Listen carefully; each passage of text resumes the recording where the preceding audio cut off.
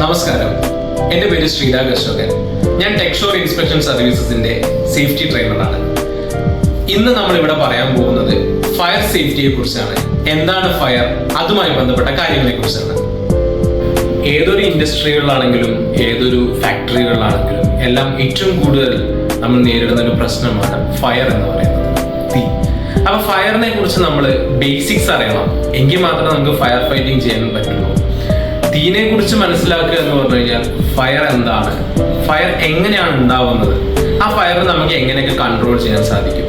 അപ്പൊ ബേസിക്കലി നമ്മൾ ഫയറിനെ കുറിച്ച് മനസ്സിലാക്കേണ്ടത്, ഫയർ എന്ന് പറയുന്നത് ഒരു കോമ്പിനേഷൻ ഓഫ് 3 ഫാക്ടേഴ്സ് ആണ്. എന്താണ് ആ 3 ഫാക്ടേഴ്സ്? ഒന്ന് ഓക്സിജൻ, ഒന്ന് ഇന്ധനം അല്ലെങ്കിൽ നമ്മൾ ഫ്യൂവൽ എന്ന് പറയും, മൂന്നാമത്തത് ചൂട് അല്ലെങ്കിൽ ഹീറ്റ് എന്ന് പറയും. ഈ 3 വസ്തുക്കൾ അല്ലെങ്കിൽ ഈ 3 ഫാക്ടേഴ്സ് ചേരുമ്പോഴാണ് നമുക്ക് ഫയർ ഉണ്ടാവുന്നത്. ഏതൊരു ഫയറിലും നിങ്ങൾ നോക്കിയാൽ മനസ്സിലാവും ഈ 3 കാര്യങ്ങൾ ഉണ്ടായിരിക്കും. ഒരു ഓക്സിജൻ ഉണ്ടാവും, ഒരു ഇന്ധനം ഉണ്ടാവും, അതിനുവേണ്ടി ഇഗ്നീഷൻ അല്ലെങ്കിൽ ചൂട് ഉണ്ടാവും. അപ്പൊ ഈ 3 കാര്യങ്ങളിൽ ഏതെങ്കിലും ഒരെണ്ണം ഒഴിവാക്കിയാൽ തന്നെ നമുക്ക് ഫയറിനെ കൺട്രോൾ ചെയ്യാൻ സാധിക്കും. അപ്പൊ നമ്മൾ ആദ്യം മനസ്സിലാക്കേണ്ടത് ഏതൊക്കെ തരത്തിലാണ് ഫയർ ഉള്ളത് എന്നാണ്. ഫയർ കത്തുന്ന കാര്യങ്ങൾ ഏതാണോ ബേസ് ചെയ്തിട്ട് ഫയറിനെ നമ്മൾ തരംതിരിച്ചിട്ടുണ്ട്, ഫയർ ക്ലാസിഫൈ ചെയ്തിട്ടുണ്ട്. ഏതൊക്കെയാണ് ആ ഫയർ ക്ലാസിഫിക്കേഷനുകൾ എന്നറിയോ? ഒന്നാമത്തത് ടൈപ്പ് എ ഫയർ എന്ന് പറയും. അതിനെ നമ്മൾ ഇംഗ്ലീഷിൽ സോളിഡ് ഫയർ എന്നോ അല്ലെങ്കിൽ മലയാളത്തിൽ നമ്മൾ ഖരവസ്തുക്കൾ കത്തിക്കഴിഞ്ഞാൽ അതിനെ നമ്മൾ ടൈപ്പ് എ ഫയർ എന്നാണ് പറയുക. ഉദാഹരണമാണ് നമ്മുടെ പേപ്പർ, വുഡ്, അങ്ങനത്തെ കാര്യങ്ങളെല്ലാം. ടൈപ്പ് ബി ഫയർ എന്ന് പറയുന്നത് രണ്ടാമത്തെ ഒരു ഓപ്ഷനാണ്. രണ്ടാമത്തെ ടൈപ്പ് ബി എന്ന് പറയുന്നത് ലിക്വിഡ്സ് ആണ്, കത്തുന്ന ദ്രാവകങ്ങളെയാണ് നമ്മൾ ടൈപ്പ് ബിയിൽ ഉൾപ്പെടുത്തിയിട്ടുള്ളത്. മൂന്നാമത്തത് ടൈപ്പ് സി. ടൈപ്പ് സി എന്ന് പറയുന്നത് ഗ്യാസുകളാണ്. ഗ്യാസ് എന്ന് പറഞ്ഞു കഴിഞ്ഞാൽ എന്താണ് മലയാളത്തിൽ?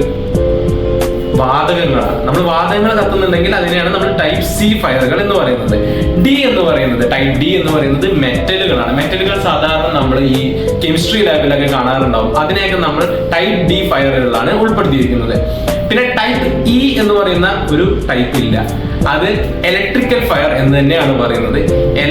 ഇലക്ട്രിസിറ്റിയുമായി ബന്ധപ്പെട്ടുള്ള ഫയറുകളെയൊക്കെ നമ്മൾ ഇലക്ട്രിക്കൽ ഫയർ എന്ന് പറയുന്നു. അടുത്തത് എഫ് ഫയർ ആണ്. എഫ് എന്ന് പറഞ്ഞു കഴിഞ്ഞാൽ വെച്ചാൽ കുക്കിംഗ് ഓയിലുകൾ അങ്ങനത്തെ കാര്യങ്ങളെല്ലാം കത്തിപ്പിടിച്ചു കഴിഞ്ഞാൽ അതിനെ നമ്മൾ ടൈപ്പ് എഫ് ഫയറിലാണ് ഉൾപ്പെടുത്തിയിരിക്കുന്നത്. അപ്പൊ ഈ ഫയർ ക്ലാസിഫിക്കേഷനെ ബേസ് ചെയ്തിട്ടായിരിക്കും നമ്മൾ ഏത് തരത്തിലുള്ള എക്സ്റ്റിങ്ക്യൂഷിംഗ് മീഡിയം ആണ് ഉപയോഗിക്കേണ്ടത് എന്ന് തീരുമാനിക്കുന്നത്. എല്ലാ ഫയറുകൾക്കും നമുക്ക് ഒരു എക്സ്റ്റിങ്ക്യൂഷൻ മീഡിയം യൂസ് ചെയ്യാൻ സാധിക്കില്ല. ഇത്തരം പ്രധാനപ്പെട്ട അറിവുകൾക്ക് ടെക്ഷോർ ഇൻസ്റ്റിറ്റ്യൂട്ടുമായിട്ട് നിങ്ങൾക്ക് ബന്ധപ്പെടാം. ടെക്ഷോറിന്റെ ഇൻസ്റ്റാഗ്രാം പേജിലും അതുപോലെ തന്നെ യൂട്യൂബ് ചാനലുകളും നിങ്ങൾക്ക് കയറി അതിന്റെ ഭാഗമാവാം. എല്ലാ വിധത്തിലുള്ള ടെക്നിക്കൽ സപ്പോർട്ടുകൾക്കും ടെക്ഷോർ എന്നും കൂടെ ഉണ്ടാവും. Thank you.